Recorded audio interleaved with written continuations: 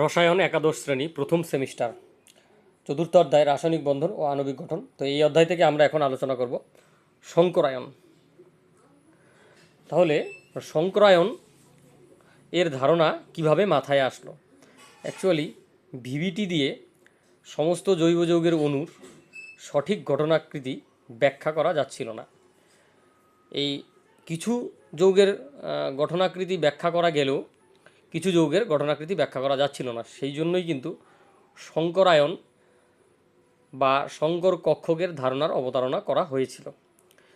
VVT কি? VVT সম্পূর্ণ নাম হচ্ছে ভ্যালেন্স বন্ড থিওরি বা ভ্যালেন্স বন্ড তত্ত্ব। ভ্যালেন্স বন্ড তত্ত্ব দিয়ে কি ব্যাখ্যা করা হয়? সমযোজী যৌগের গঠনাকৃতি ব্যাখ্যা করা হয়। সমযোজী যৌগের অণুতে যে সমযোজী বন্ধন গঠিত হয় তা ভ্যালেন্স বন্ড তত্ত্ব দ্বারা ব্যাখ্যা করা হয়। ভ্যালেন্স বন্ড তত্ত্ব অনুযায়ী সমযোজী বন্ধন কিভাবে গঠিত হয়? দুটি বিশুদ্ধ পারমাণবিক কক্ষক এদের মধ্যে অভিলেপন ঘটবে, তার ফলেই কিন্তু সমযোজী বন্ধন গঠিত হবে। ঠিক আছে? আর পারমাণবিক কক্ষকগুলোর ত্রিমাত্রিক অঞ্চলে যেমন বিন্যাস হয়, সমযোজী যৌগের অণুর গঠনাকৃতি ঠিক তেমন হবে।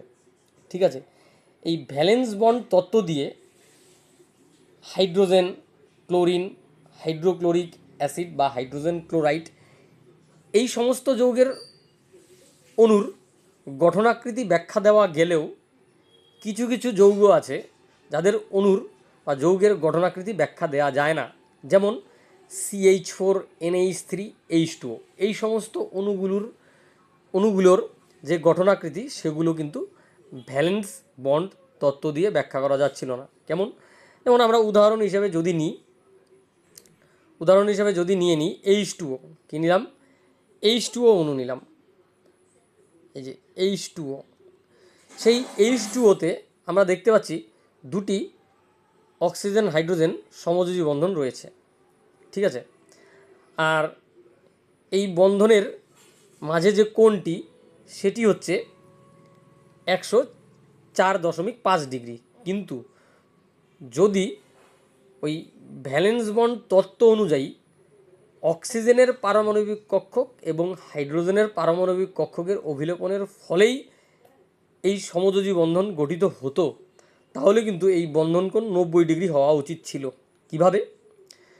অ্যাকচুয়ালি অক্সিজেনের যদি ইলেকট্রন বিন্যাস লক্ষ্য করা যায় তাহলে হচ্ছে 1s2 2s2 2p2, অর্থাৎ 2p উপকক্ষে দুটি অযুগ্ম ইলেকট্রন রয়েছে অক্সিজেন পরমাণুর ক্ষেত্রে। সেই 2p উপকক্ষের অযুগ্ম ইলেকট্রনগুলির সঙ্গে হাইড্রোজেনের একটি অযুগ্ম ইলেকট্রন জোড় গঠন করবে। সেই ইলেকট্রন জোড় গঠন করার সময় কি হয়?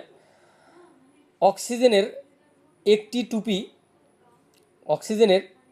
2p কক্ষক আর হাইড্রোজেনের 1s কক্ষক অভিলিপ্ত হয়ে একটি সমযোজী বন্ধন গঠন করে, আর অক্সিজেনের আরেকটি 2p কক্ষকের সঙ্গে হাইড্রোজেনের 1s এদের মধ্যে অভিলেপন হয়ে আরেকটি সমযোজী বন্ধন গঠন করে। এবার আমরা জানি যে দুটি পি কক্ষকের মধ্যে কোণ হচ্ছে 90 ডিগ্রি। ঠিক আছে? তাহলে কিন্তু আমার এই অক্সিজেন হাইড্রোজেন যে দুটি বন্ধন রয়েছে, ঠিক আছে, সেই বন্ধন দুটির মধ্যে কোণ কিন্তু 90 ডিগ্রি হওয়া উচিত ছিল, কিন্তু যেটা না হয়ে 104.5 ডিগ্রি হচ্ছে। তাহলে কিন্তু আমরা ভ্যালেন্স বন্ড তত্ত্ব দিয়ে অক্সিজেন অণুর প্রকৃত গঠনাকৃতি ব্যাখ্যা করতে পারছি না। এরকম আরও অনেক যৌগ আছে, যেমন বললাম একটু আগেই CH4NH3। এই ধরনের যৌগগুলির গঠনাকৃতি সঠিক ব্যাখ্যা দেওয়ার জন্য সংকর কক্ষক এবং সংকরায়নের ধারণার অবতারণা করা হয়। তাহলে সংকর কক্ষক কি? এই যে একটু আগেই বললাম যে ভ্যালেন্স বন্ড তত্ত্ব অনুযায়ী কি দুটি বিশুদ্ধ পারমাণবিক কক্ষকের মিলনের ফলেই বা অভিলেপনের ফলে সমযোজী বন্ধন গঠন হয়, কিন্তু না, অনেক সময় এমন হতে পারে যে একটি পরমাণুর বিভিন্ন পারমাণবিক কক্ষকগুলো সংমিশ্রিত হয়ে নতুন কক্ষক বা যেটাকে আমরা বলবো মিলিত হয়ে সংকর কক্ষক উৎপন্ন করবে। সেই সংকর কক্ষক অভিলেপনে অংশগ্রহণ করবে। ঠিক আছে?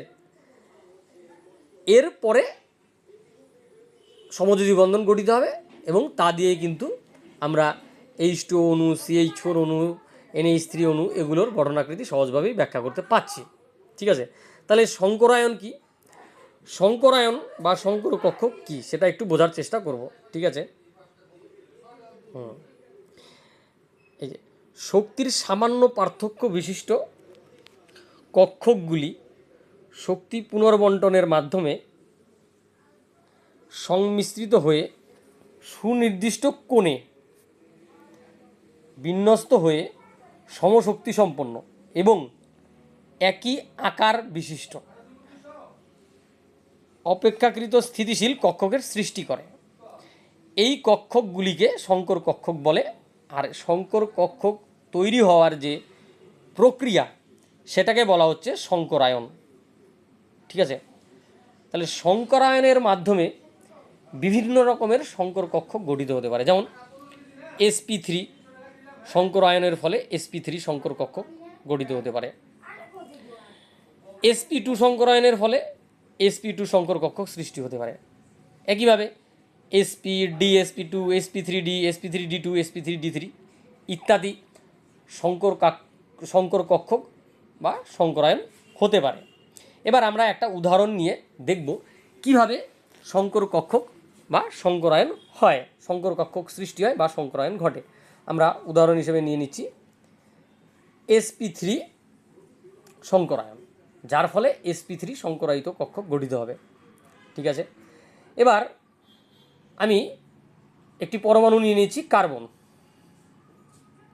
কার্বন কার্বন পরমাণুর স্থিতাবস্থায় ইলেকট্রন বিন্যাস আমরা জানি 1s2 2s2 2p2। তাহলে আমরা কি দেখতে পাচ্ছি, 1s কক্ষকে দুটি ইলেকট্রন রয়েছে, অর্থাৎ এক জোড়া ইলেকট্রন থাকছে। 2s কক্ষকে এক জোড়া ইলেকট্রন থাকবে। আর 2p উপকক্ষে তিনটি কক্ষক রয়েছে, তার মধ্যে দুটি কক্ষকে একটি একটি করে অযুগ্ম ইলেকট্রন রয়েছে। 2px-এ একটি, 2py-তে একটি। ঠিক আছে, কেউ যদি মনে করে যে আমি 2py-তে নিব, 2pz-এ নিব, এক্স কক্ষকটি ফাঁকা রাখবো, সেটিও হতে পারে। আমাদের 11-এর বইয়ের ক্ষেত্রে ধরে নেওয়া আছে জেড হচ্ছে মলিকুলার অ্যাক্সিস বা আণবিক অক্ষ, অর্থাৎ সিগমা বন্ধন সবসময় এই অক্ষ বরাবর থাকবে, এটা বলতে চাইল বা কনভেনশন এটা ধরে নিল। তো ঠিক আছে, যাই হোক, আমি এখানে 2px-এ একটি ইলেকট্রন দিলাম, 2py-তে একটি ইলেকট্রন দিলাম। এবার কি হবে, কার্বন কোনো বন্ধন গঠন করার আগে, কার্বন সমযোজী বন্ধন গঠন করার আগে উত্তেজিত অবস্থায় আসে। সেই উত্তেজিত অবস্থায় কার্বনের ইলেকট্রন বিন্যাস হবে 1s2 2s1 2px1 2py1 2pz1। কী হলো, এই 2s-এর যে দুটি ইলেকট্রন ছিল, যুগ্ম ইলেকট্রন ছিল, সেখান থেকে একটি ইলেকট্রন জাম্প করে 2pz-এ চলে আসলো। ঠিক আছে, তার ফলেই কিন্তু এই যে এই রকম ইলেকট্রন বিন্যাস হলো যে 2s1 2px1 2py1 2pz1। এবার কি হবে, এই যে অযুগ্ম ইলেকট্রন সমন্বিত পারমাণবিক কক্ষকগুলি রয়েছে কি কি, 2s 2px 2py 2pz, এদের মধ্যে শক্তির পার্থক্য খুব কম হয়, কারণ সংজ্ঞায় বলা আছে খুব কম শক্তির পার্থক্য বিশিষ্ট। 2s আর 2pর মধ্যে তেমন কোনো শক্তির পার্থক্য নেই, আর 2pর মধ্যে তো শক্তির পার্থক্য নেই। এই পারমাণবিক কক্ষকগুলো সংমিশ্রিত হয়ে সমশক্তি সম্পন্ন ঠিক 4টি কক্ষকই তৈরি করবে। এটা মনে রাখতে হবে, যতগুলো পারমাণবিক কক্ষক সংমিশ্রণে অংশগ্রহণ করে ঠিক ততগুলো শঙ্করায়িত কক্ষক তৈরি হয়।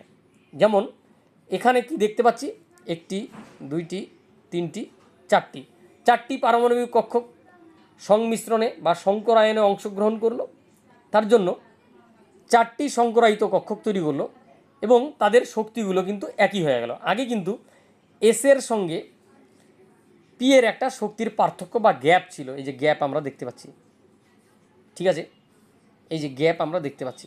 এখন কিন্তু এই যে সংকরায়িত কক্ষকগুলো সেগুলোর মধ্যে কিন্তু আমরা কোনো গ্যাপ দেখতে পাচ্ছি না, ঠিক আছে, কোনো গ্যাপ নেই। অর্থাৎ চারটি যে সংকরায়িত কক্ষক সৃষ্টি হলো সেটি সমশক্তি সম্পন্ন এবং ওগুলোতে একটি করে ইলেকট্রন থেকে গেল।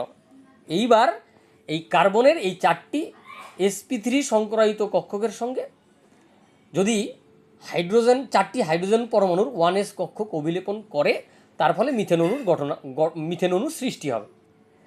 এবার সেই মিথেন অণুর যে গঠনাকৃতি সেটা নির্ভর করবে এই যে সংকরায়িত কক্ষকগুলো আছে এরা ত্রিমাত্রিক অঞ্চলে কিভাবে বিন্যস্ত হয়ে থাকে। sp3 সংকরায়নের ফলে যে চারটি sp3 সংকরায়িত কক্ষক তৈরি হয় তারা কি হয়, তারা একটি সুষম চতুস্তলকের চারটি শীর্ষবিন্দুর দিকে প্রসারিত থাকে, অর্থাৎ চতুস্তলকীয়ভাবে বিন্যস্ত থাকে। চারটি sp3 সংকরায়িত কক্ষক চতুস্তলকীয়ভাবে বিন্যস্ত থাকে। কীভাবে সেটা যদি আমরা অরবাইটাল চিত্র বা কক্ষক চিত্র দেখি তাহলে হচ্ছে এরকম। এই যে কার্বনের এটা হচ্ছে 2s, এটা হচ্ছে 2px x অক্ষ বরাবর, 2py y অক্ষ বরাবর, 2pz z অক্ষ বরাবর আছে। এবার এই চারটি যখন সংকরায়নে অংশগ্রহণ করলো এবং তার ফলে sp3 সংকরায়ন হবে, অর্থাৎ এই চারটি মিশ্রিত হবে, মিশ্রিত হয়ে সমশক্তি সম্পন্ন চারটি সংকরায়িত কক্ষক তৈরি করবে। সেটা কি, এই যে এই একটি সংকরায়িত কক্ষক sp3 সংকরায়িত কক্ষক, এটি একটি sp3 সংকরায়িত কক্ষক, এটি একটি sp3 সংকরায়িত kক্ষক, এটি একটি sp3 সংকরায়িত কক্ষক। এটি কিন্তু ত্রিমাত্রিক অঞ্চলে চতুস্তলকীয়ভাবে বিন্যস্ত আছে।